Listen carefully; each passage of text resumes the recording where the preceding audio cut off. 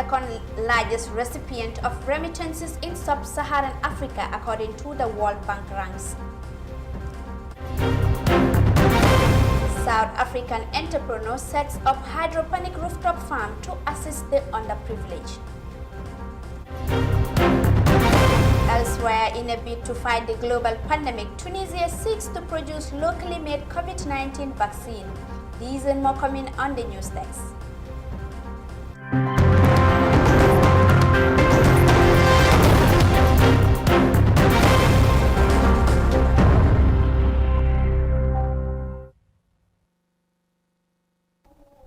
It's 2 o'clock in Banjul. You're watching the news text with me, Juldenjai Suare, and now to news in detail.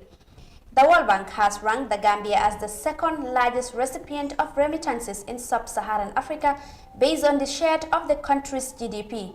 The development comes as the world marks International Day of Family Remittances, which seeks to highlight a great resilience of migrant workers in the face of economic insecurities. Desise tells us more. Migrant remittances are recognized globally as a significant medium through which Gambians in the diaspora contribute to the country's development and poverty mitigation.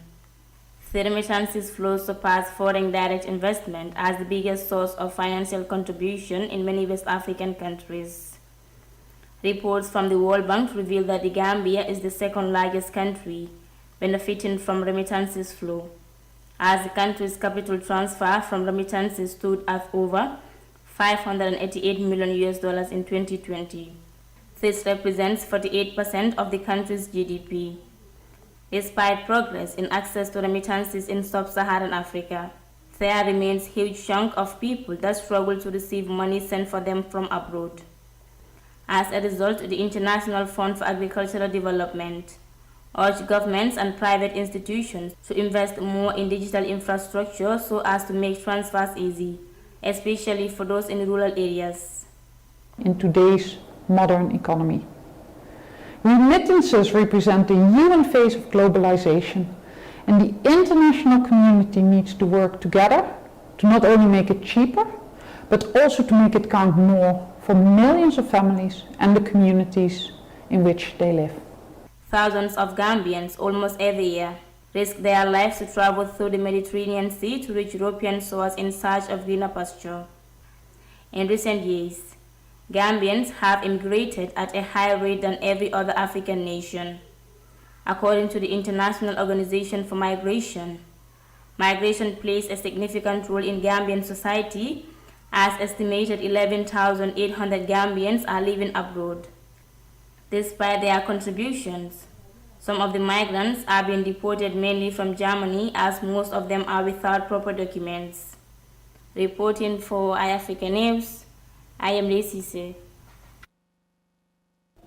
World Bank ranks Gambia as the second largest recipient of remittances in the sub-Saharan Africa.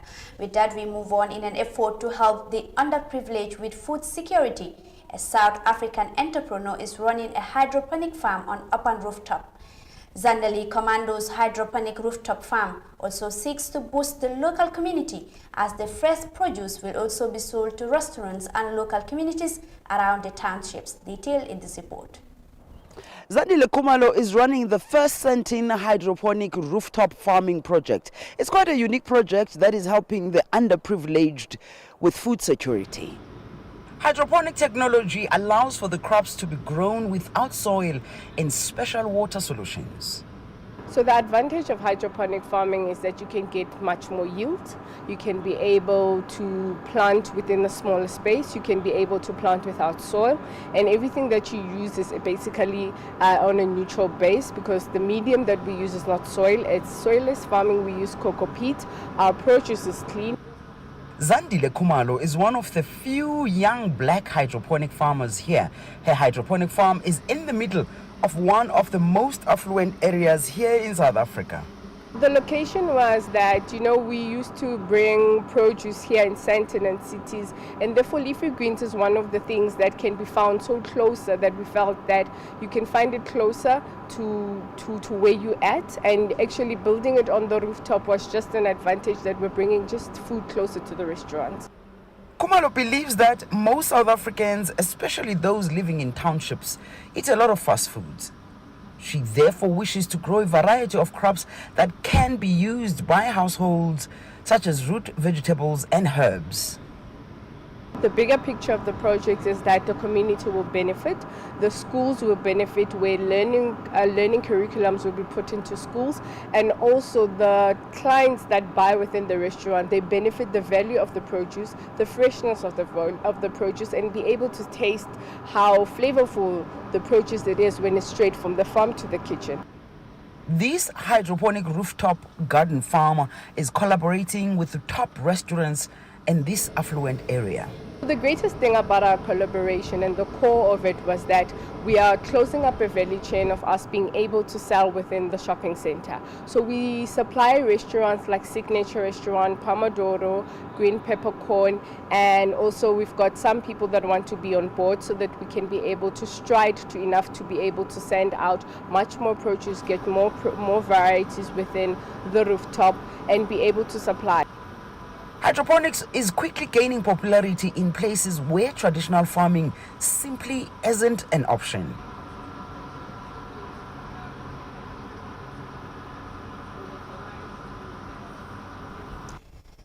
Rentals in the Gambia has been a challenge for many tenants, especially those living in the greater Banjul areas. Appearing before lawmakers in Banjul on Wednesday, the Minister of Information and Communication Infrastructure, who represented the Minister of Justice, said plans are underway to draft a rent control bill to make rentals affordable for the less privileged people in the country. This is again.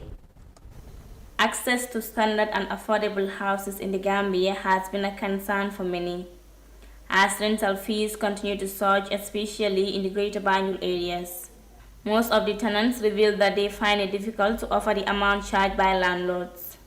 During the National Assembly's second ordinary session on Wednesday, the National Assembly member for Banjul North, Usman Silla, said the cost of house rent is suffocating many people in the Gambia. The Minister of Information and Communication Infrastructure, Ibrahim Silla, who represented the Attorney General, was asked if the government has any plans to address the issue. In response, Minister Silla said the government is working towards addressing the problem. Honorable Speaker, the Ministry of Justice is equally concerned with the issue of the hike in house rents. The issue of rent is a cross-cutting social and economic issue. As such, we believe there has to be broad consultation with key government ministries, such as the Ministry of Finance and Economic Affairs and the Ministry of Lands and Local Government. The Ministry of Justice will consult these key stakeholders and come up with recommendations to Cabinet that would potentially lead to the preparation of a rent control bill. Ibrahim Silla said these processes cannot be carried out in isolation, raising the need to engage landlords and local government officials. Lawmaker Silla suggested that the government should come up with incentives to enable landlords to offer their houses at a very reasonable price, as well as reducing high tax payment. Minister Silla responded that citizens are first priority of the government. A tax framework on rented properties that reach certain amounts.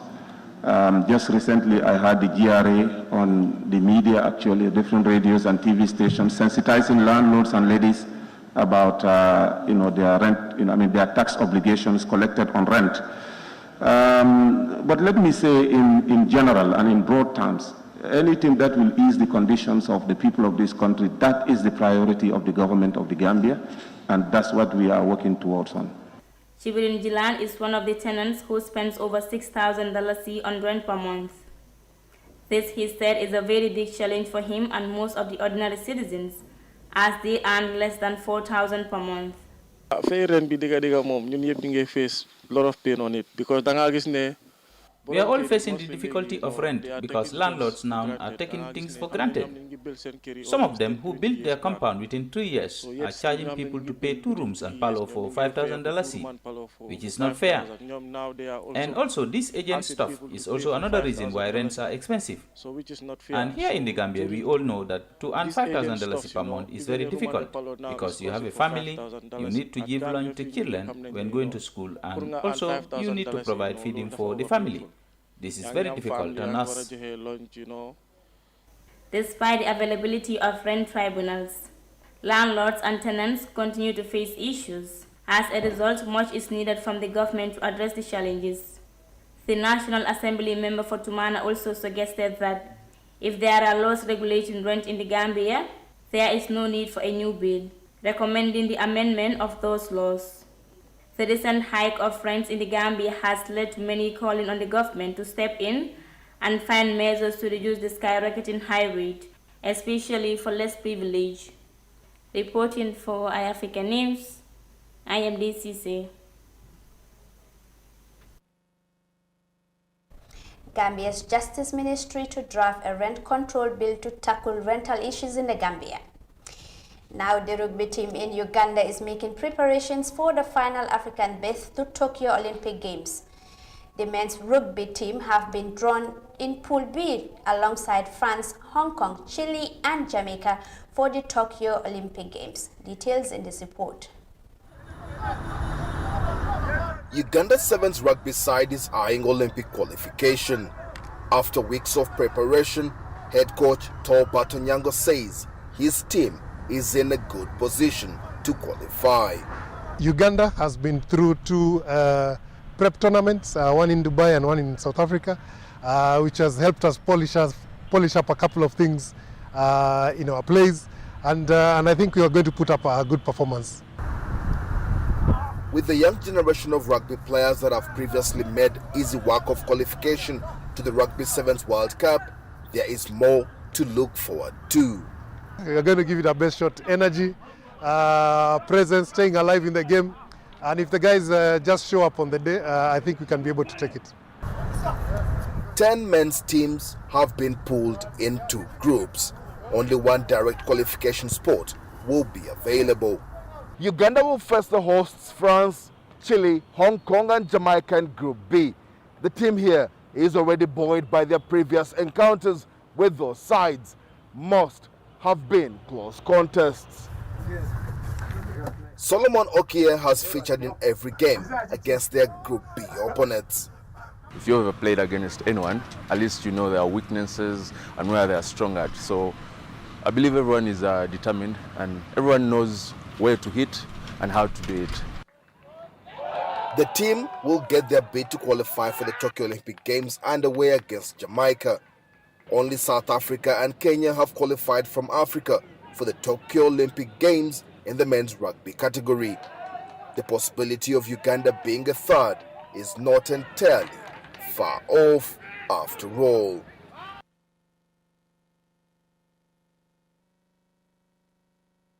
Uganda rugby team making preparations ahead of the Tokyo Olympic Games. Now we will take a short break. Still to come, it's more local and international news. So stay tuned.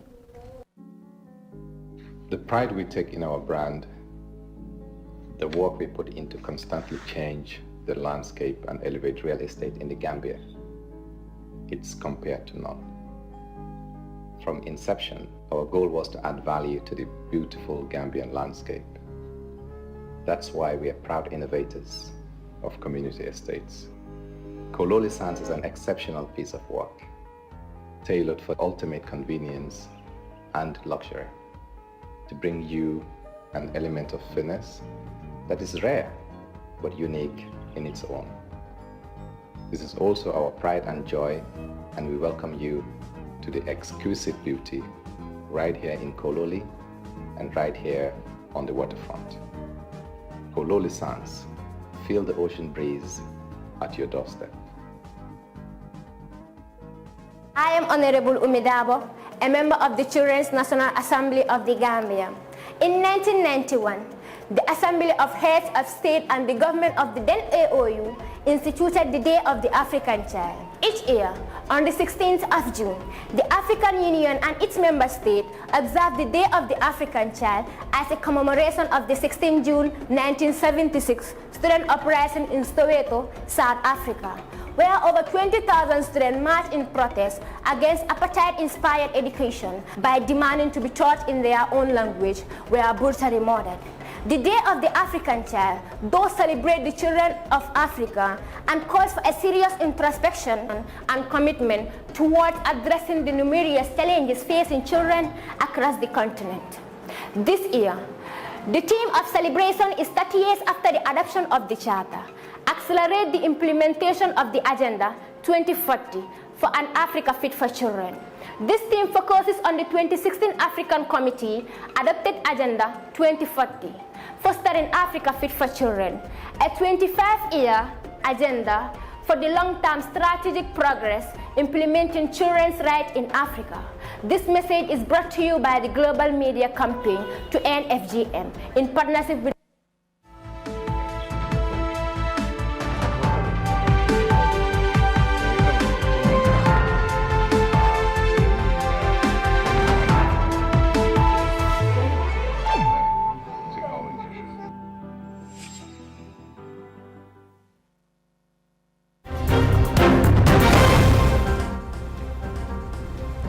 Welcome back. If you're just tuning in, this is the news text on iAfrica TV, and now to the rest of our stories. International Day of African Child is celebrated on the 16th of June every year to encourage people around the world to highlight the importance of improving education system in Africa. iAfrica TV gauged the view of the UNICEF country representative on the importance of this day. The Day of the Child has been a occasion to remember children on the continent, but also celebrate progress to fulfill their rights and welfare. Founded on the struggles of Black African children to educate era South Africa and the killing of hundreds of children and youth in the 1976 Soweto uprising. The day presents an opportunity to assess the situation of children and recommit ourselves to their development. Across the continent, children are raising their voices demanding their rights, including the right to birth registration and access to quality education. But while some are being heard, many children remain without a voice and a platform to speak up. In fact, they are being left without a seat on their throne of development. On the significance of the Day of African Child, UNICEF representative in the Gambia, Jonathan Lewis, buttressed on why actions are needed from leaders. The Organization of African Unity, now the African Union, has established as one of the official landmark milestone dates to celebrate here on the continent. And it is a date that every single African country is celebrating, the 16th of June, in order to take stock of the very important achievements that many countries have been able to garner in the area of development, survival, and protection of children's rights, but at the same time to register what are some of the concerns that children themselves, through their own voices, are telling African governmental and other leaders that they still need, so that they may be able to live a life free of violence, a life where every child is able to go to and complete primary and secondary schooling, and a life full of opportunities. It could be reflected in June 1976. Thousands Black students from Soweto, South Africa, protested the poor quality of their education by marching on the streets. The education system of Africa was riddled with systematic discrimination against Black students. The students were segregated based on their race and they're subjected to an inferior education schools. Over a span of 2 weeks, the students marched and were subsequently shot by the security forces. Hundreds of students were killed, and the march came to be known as the Soweto Uprising. The International Day of the African Child was created in 1991 to honor the people who participated in the Soweto uprising on June 16, 1976. Reporting for iAfrica News, Aisha Jallo. Gambia joins the rest of the world in commemoration of the Day of the African Child. Now, Tunisia is making efforts to producing its own locally made COVID-19 vaccine following a growing concern over the shortage of the vaccine on the continent. Africa strives to vaccinate over 60% of 1.3 billion people as quickly as possible, but in order to attain that, the continent must develop the capacity to produce COVID-19 vaccines. We have more of that in this report. Hisham Mishishi appealed to the health body at a meeting in Geneva to speed up vaccine provision in order to accelerate the vaccination rollout in the North African country. Inequalities in vaccine distribution between industrialized and developing countries is alarming. The result is that some countries are resuming normal life thanks to the vaccine rollout, while other countries like Tunisia, which is facing big economic difficulties, is still taking restrictive measures which deepen the socio-economic crisis and further paralyze the economy. The Director General of the World Health Organization said WHO is willing to dispatch a team of experts to Tunisia in order to evaluate the country's readiness for COVID-19 vaccine production. Tunisia is proposing that to partner with WHO to start local production, and we have agreed to for our teams to work together, and whenever Prime Minister is ready, we can send a team to Tunisia that specialize experts on local production to help Tunisia. Following a meeting with the Tunisian Prime Minister, the Director General of the World Trade Organization declared that it supports Tunisia's quest for local vaccine production. We have discussed how to help with the production of vaccines in Tunisia, because Tunisia has the ecosystem and the competencies to produce it. It's quite complicated. We've had the head of the Pasteur Institute in Tunis who's explained the whole ecosystem. The WTO is following up with the WHO on the whole vaccine production chain and looking for ways to facilitate this operation in Tunisia. Tunisia has rolled out more than 1.4 million vaccines, while the number of people who have registered on the national vaccination platform evax.tn has reached 2.4 million since the start of the vaccination campaign 4 months ago. The scientific committee of the Tunisian Health Department has warned that the lack of access to vaccines in developing countries and low-income nations would not just exacerbate global financial and health inequalities, but would hinder progress already made in fighting the COVID-19 pandemic. Tunisia is set to save the continent by producing its own locally made COVID-19 vaccine. Now with that, we have come to the end of the news text. But for more of these and others, join us in our subsequent news bulletins. Many thanks indeed for the pleasure of your company, and do have a nice day. Bye-bye.